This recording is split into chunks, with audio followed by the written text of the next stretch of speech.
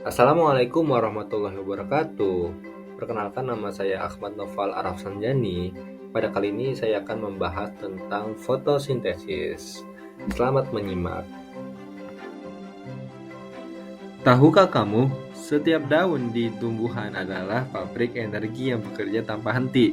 Di sanalah berlangsung proses luar biasa bernama fotosintesis yang mengubah energi cahaya matahari menjadi energi kimia, sumber kehidupan bagi semua makhluk hidup di bumi. Fotosintesis terjadi di dalam kloroplas. Ada dua macam reaksi fotosintesis, yaitu reaksi terang dan juga reaksi gelap. Reaksi terang berlangsung di membran tilakoid, sedangkan reaksi gelap atau siklus Kelvin terjadi di sitoplasma, cairan di dalam kloroplas. Di reaksi terang, energi cahaya diserap oleh dua fotosistem 2 dan fotosistem 1. Di fotosistem 2, air dipecah menjadi oksigen, proton H+, dan elektron. Elektron ini mengalir melalui rantai transport elektron menghasilkan ATP lewat enzim ATP sintase dan NADPH sebagai pembawa elektron berenergi tinggi. Hasil akhirnya ATP, NADPH, dan O2. Setelah reaksi terang menghasilkan ATP dan NADPH, kini tumbuhan memanfaatkan energi itu di bagian stroma kloroplas pada proses yang disebut siklus Kelvin. Di sini karbon dioksida dari udara ditangkap oleh enzim utama bernama rubisco yang menggunakannya dengan molekul 5 karbon bernama RuBP atau rebulosa 1,5-bifosfat. Hasilnya adalah senyawa 3 karbon yang disebut PGA, singkatan dari 3 fosfogliserat.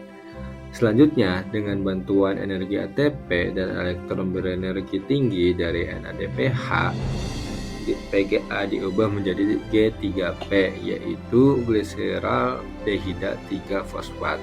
G3P ini bahan dasar pembentukan glukosa dan senyawa organik lainnya yang menyimpan energi. Namun tidak semua G3P keluar dari siklus. Sebagian besar digunakan kembali untuk membentuk RuBP agar siklus ini bisa terus berputar.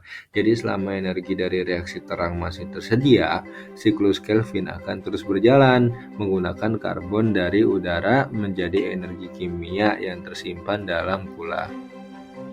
Hubungan reaksi terang dan gelap. Reaksi terang menyediakan energi dan elektron berupa ATP dan NADPH yang digunakan dalam reaksi gelap yang akan menghasilkan glukosa. Jadi keduanya saling bergantung seperti dua roda dalam satu mesin fotosintesis. Beberapa tumbuhan beradaptasi agar fotosintesis tetap efisien di tempat panas dan kering. Dua cara utamanya adalah mekanisme C4 dan CAM. Pada tanaman C4 seperti jagung dan tebu, penangkapan karbon dioksida dan siklus Kelvin dipisahkan secara ruang. Nah, CO2 ditangkap di sel mesofil dan diubah menjadi senyawa 4 karbon, lalu dikirim ke sel sudang pembuluh tempat berlangsungnya siklus Kelvin. Cara ini mencegah pemborosan CO2 saat suhu tinggi. Nah, sedangkan tanaman CAM seperti kaktus dan nanas memisahkan prosesnya secara waktu. Malam hari sitomata terbuka untuk menyerap CO2 dan menyimpannya sebagai asam organik. Siang hari sitomata tertutup untuk menghemat air dan asam tadi dipecah lagi menjadi CO2 bagi siklus Kelvin. Intinya, mekanisme C4 dan CAM sama-sama membantu tumbuhan menghemat air dan tetap berfotosintesis secara efisien di lingkungan kering. Dari sinar matahari, air, dan karbon dioksida, terciptalah oksigen dan energi yang menopang kehidupan kita. Fotosintesis bukan hanya proses biologis, tapi juga nafas bagi planet kita. Sekian video dari saya. Assalamualaikum warahmatullahi wabarakatuh.